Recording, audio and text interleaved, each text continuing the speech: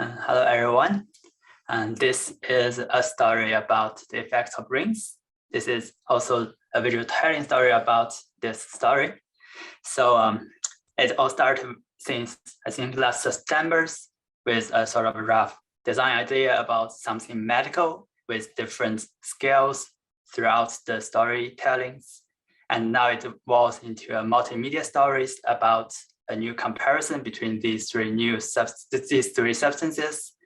And all of them have shared similar ring structures. So the story of the rings, which is the caffeine from the coffees, the nicotine from the cigarettes, and the psilocybin from the mushrooms. So we aim to use some scientific lenses through different scales of biological perspectives to look at these rings. It's sort of an educative stories. We aim to compare different stigmas between these three different substances and sort of related to both the societal and historical perspective of those three different rings. So since it involves a lot of comparisons between these three rings, we chose the V Arena as a platform to display our stories.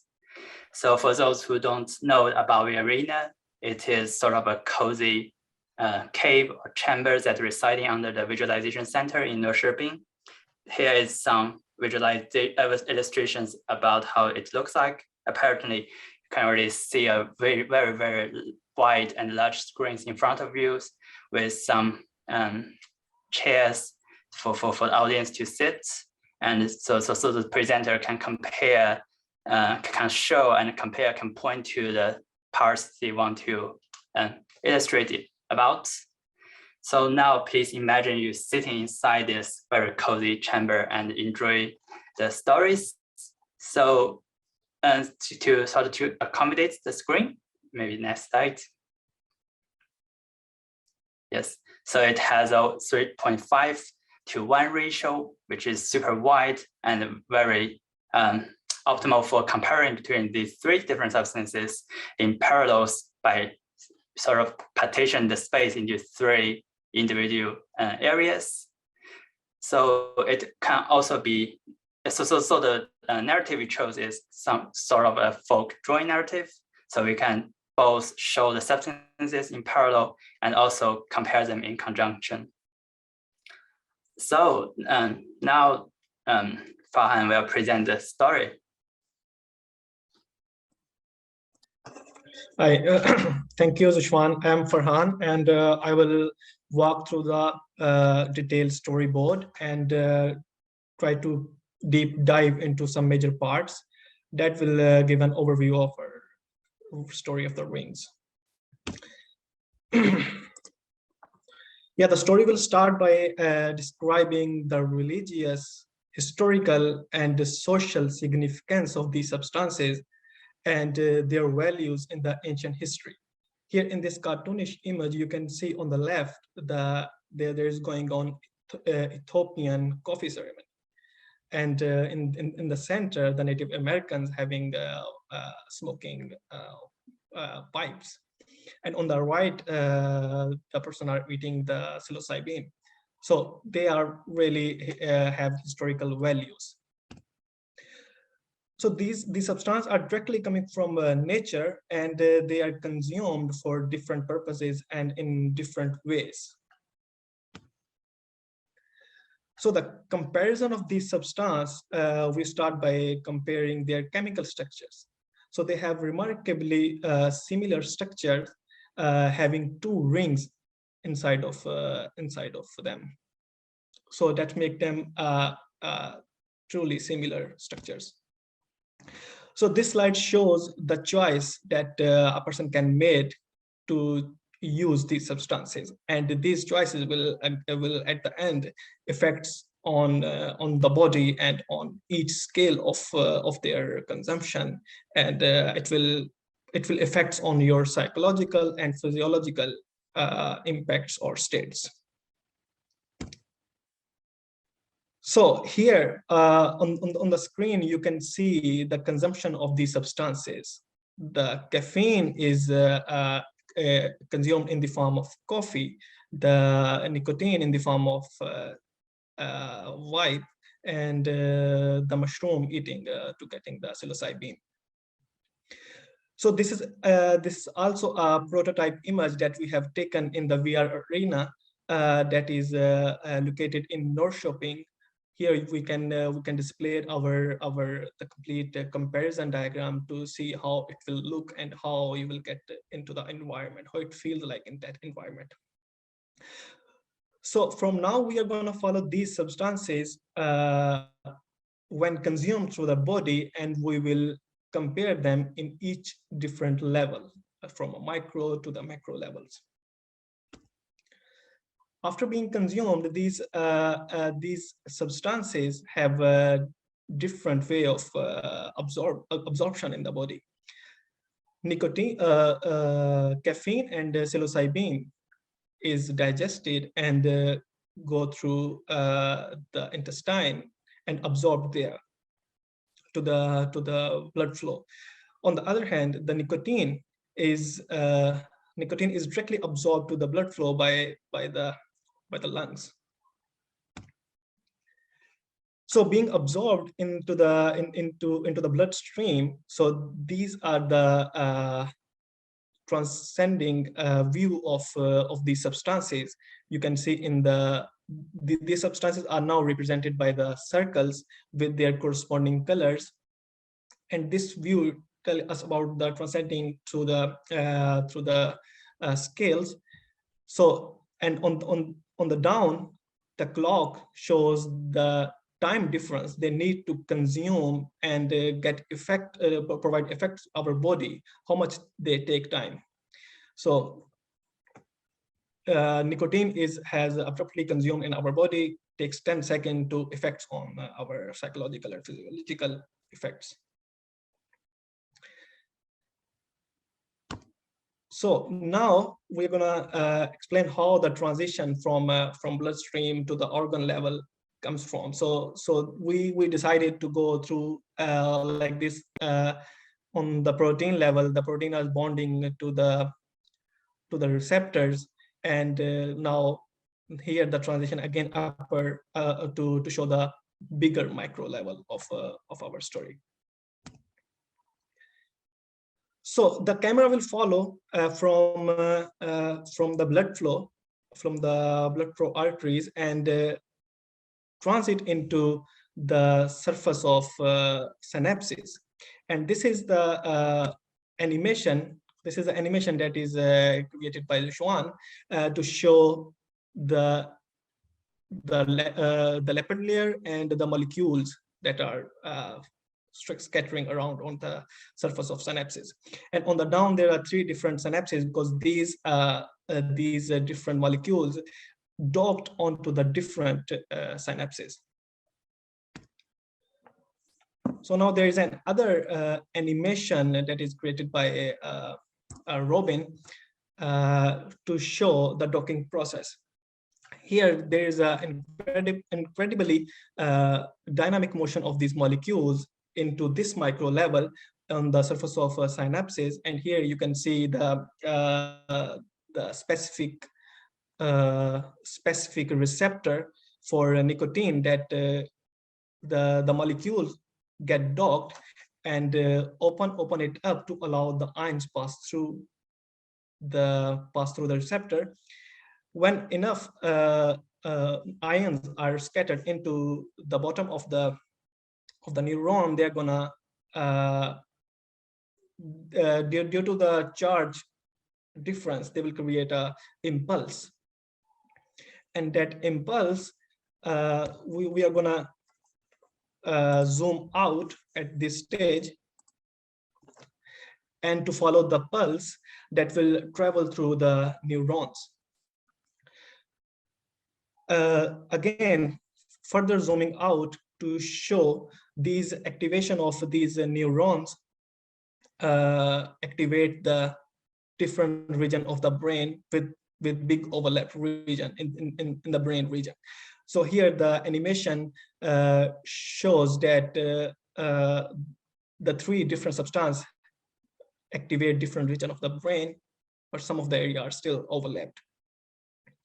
So when we see on the medial prefrontal cortex, due to the illustration process, that overlap region is represented by different color. So it is interesting to see that how these three different similar looking structure have different impact on the different region of the brain. And remarkably, these different regions are associated with the different behavior of our body. For instance, they have problems like stomach problems and cough, tremor, and hallucination in the case of psilocybin. Now we are going to we'll move to the end of our story to show some positive and negative effects of these three substances. On the top, there are the negative effects that are, some of them are similar in three cases, like anxiety. And for the positive is that these all three can be used in the research, and it's in the research in many decades. So here comes my favorite graph on the top that shows the addictiveness of these molecules. On the y-axis, there's a dependence potential, and on the x-axis, it's an active dose versus lethal dose. So it's interesting to see here that the nicotine that is high in the addictiveness, and it's interesting that with the high addictiveness, it's still legal in our society. However, the psilocybin that has very lower overdose and have very lower addictiveness, it's still illegal and restricted in some countries. But now it's in the research. The lower cartoonish image shows the known overdose of these substances when they are taken, and it's still unknown for the psilocybin, as it's just start to get researched. Now we have seen how these similar looking two ring structures have remarkably different impact of our social effects and in our body. Their history are different. They have strong values in the history and in Asian civilization. So when we compare with the recent past, we have seen how the perception of the people changes. Like from the caffeine, the slavery labor, they changed from slavery labor to the fair trade. And in 60s, the Marlboro was as a sign of glamour. They were advertised like that, but now after research, they have some non-scientifically proven effects on our body. So this is the way how we consume the nicotine. And in the case of psilocybin, in the 80s, this magic mushroom, known as a drug for hippies, but now it's an active research topic nowadays in the big research colleges like Imperial College and Johnson Hopkins. So this would be the last slide of our story to think about, like we have to revisit the history and the scales and the effects of these three substances. And now we are going to ask the question to the audience: what is right and what is wrong, and what will be the future of these three substances? Thank you. And now I will again hand over to Yuxuan to give the outro and some decision of our story. Yes. Hope you enjoy the stories. So as a start of the outro, I will sort of summarize the key take-home message from the stories. The first is the three rings. The three substances have been part of the human history for millennia. Like they share this quite similar structures. We also have two ring backbones, but they have profound different effects, which transcended through different multiple scales, from the bodies to the brains, to the neural networks, to the specific synapse. And while these substances remain the same, they don't mutate or change, but the societal views and the political truth about it changes over time. And yes, also to revisit the motivation of our stories, we aim to it to be sort of an educative story that provide the insights to the public, the audience, about the effects of those three substances.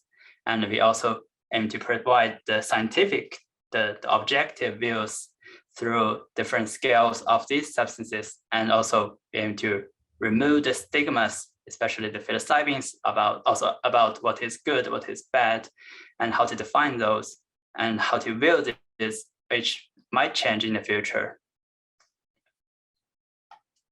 Yes, and so for the target audience of these stories, we aim it initially for the adolescents, teenagers who will very likely to encounter these rings in the futures in their lives, with either the personal experiences or maybe as a scientist using scientific methods to study these substances.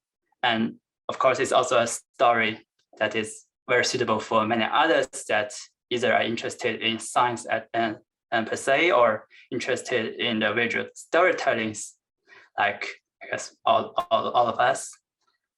And finally, just to reiterate the design choices we made throughout the stories.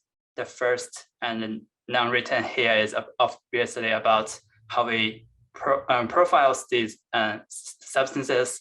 We use the rings, which is a nice illustration and distinguishables between these three substances. And also they share similarities, of course. And we also use different colors to represent different substances, which also happen to be but of course colorblind friendly for all people to get the sense. Also, because the VR arena has a really vibrant screens, as some of you may know, so it's really constructive. And if we are now inside the VR arena, of course.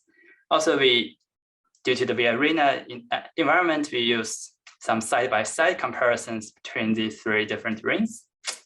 So to show the effects of those on the cells, on the behaviors, and also to compare between them with the historical context, the cultures, and the implications. So for now, we are just showing you some passive and also slides and animations that we made for these stories. So we also considered using in some parts, more active participations that have some gamification gamification elements inside. Like we can control the dosage of different substances to show the different effects on the human bodies, and also to show that in the microscopic perspective. And speaking of the scales, we are going through the micro scales, the meso scales, and the macro scales, that should to have a more holistic view of the how these substances work, and to sort of have a more convincing perspective on how you should treat these substances. So I think with that, I will thank you all for your attentions, and we are looking forward to all the questions you have. Thanks so much. Thank you so much, Hana, Farhan, Robin, and Yuxuan. Fantastic journey from culture all the way down to molecules and then up again. It's really quite a trip. pun intended. I have a question, of course, but I would like to start by asking the audience if you have any questions. Let's see, I see a raised hand here, Cornelia. Yeah, sorry, I was lazy not to type it, but I took the chance. Fine. That works as well. Thanks a lot for this inspiring journey. I really love the moment where you had this 3D animation of the receptor and everything. I was wondering, like, if you tell such a broad story, is it feasible to have a project where you do these animations, or now in retrospective, would you think about maybe rather sticking to one format? You also had these illustrations, which were very intuitive, where you showed the levels and everything. So long story short, would you, in retrospective, maybe to have a feasible project that is doable within a certain time frame, rather restrained from 3D animations, even if they are very enlightening? Or would you say, no, it's really important to also have these 3D animations? And if so, I was wondering if you found a technology in order to make this feasible, like processing or something, because it looks like an awful lot of work in order to get this done.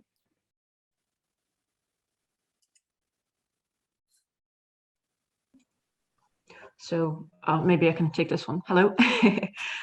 So originally we're thinking some sort of animation type of thing, because we're using, VR Arena with this amazing resolution and colors and all that.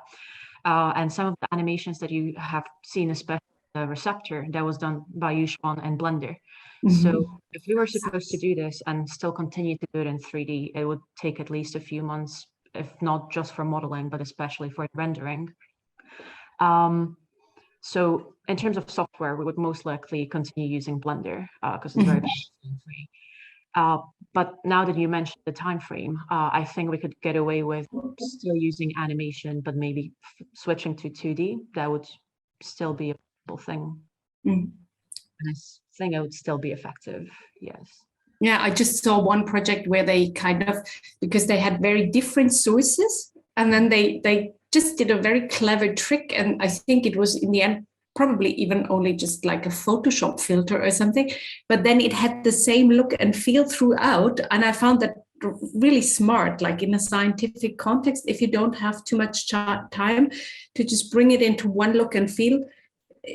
And just wanted to ask if you thought about similar things.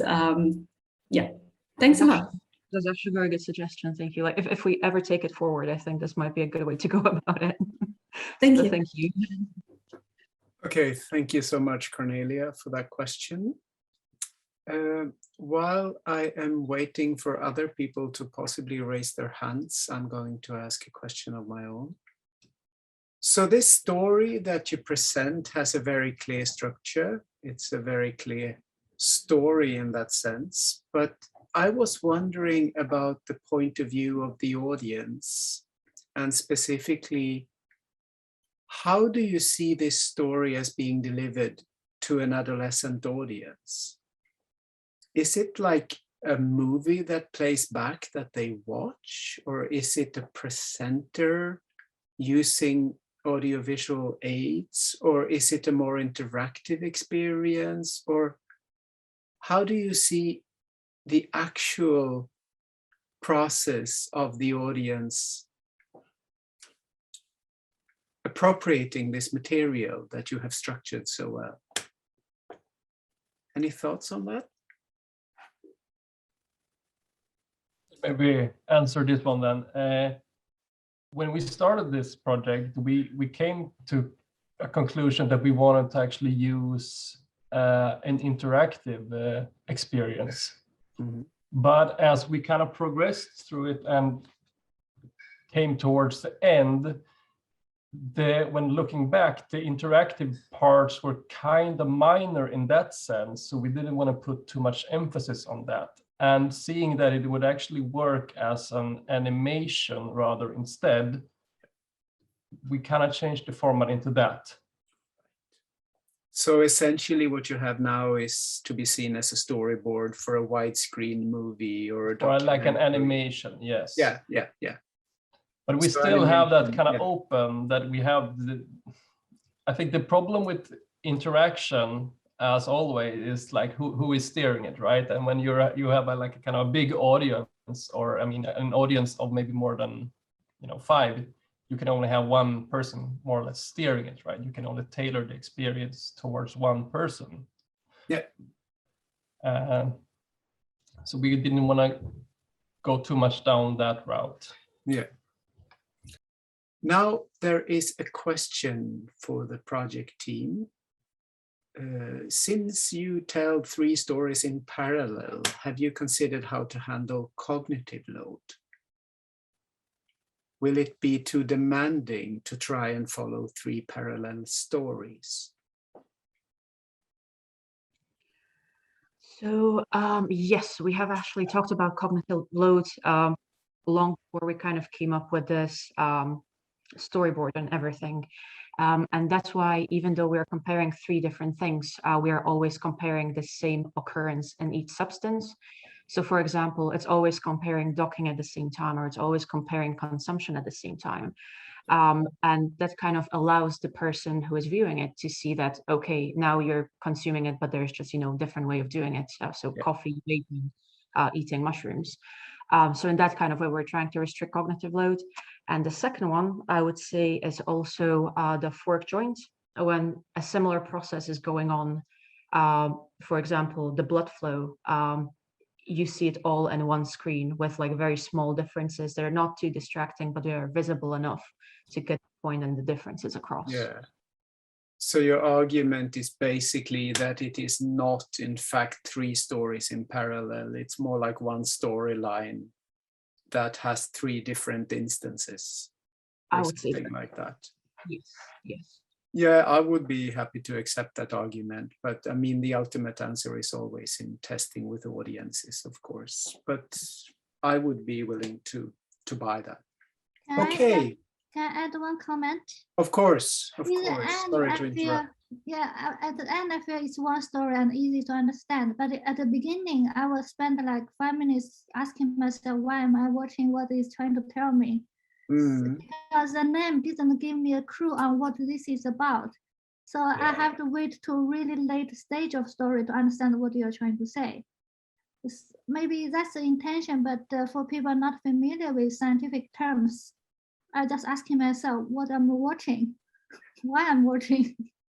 No, I think that's a good point. And I would imagine in a more complete production, there would be an introduction setting the stage for this 3-strand treatment, I guess, to prepare people for what they're about to see. So that's a good point. Okay, thank you all so much.